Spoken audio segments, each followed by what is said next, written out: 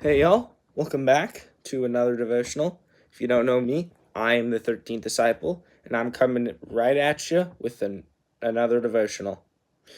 So, today's devotional is going to be about the opposite of God, because it is equally important to know what the enemy will throw at us as is what God does in our lives. Knowing about the enemy helps you anticipate the temptation and go to God before you fall into sin. And God will still forgive you even if you fell into sin. But that is not an excuse to repeatedly commit the same sin and do half-hearted apologies to God. So, about our enemy is Satan. Satan fell when he tried to rebel against God. He was formerly Lucifer, an archangel. And he somehow, some way, he got a glimpse of himself, and he committed the first sin ever. Yes, the first sin ever. And no, Adam and Eve did not commit the first sin. Satan did. And he's still committing it to this day. The sin? Pride. Pride is when you put yourself above others. Narcissists commit pride, and any other person that thinks of themselves as better than others is committing pride.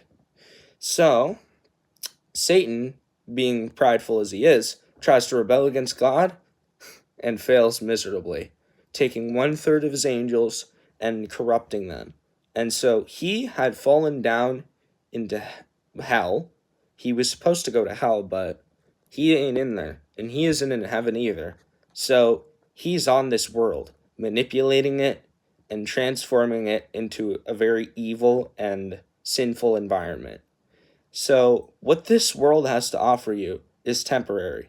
So say money, friends, jobs, and stuff like that, that won't be in heaven. So do not prioritize worldly items over God, because this is temporary. God and heaven is forever. And when you prioritize worldly things over God, you are committing idolatry. What is idolatry? What I just said, when you put items above God, if you're addicted to your phone, you're committing idolatry.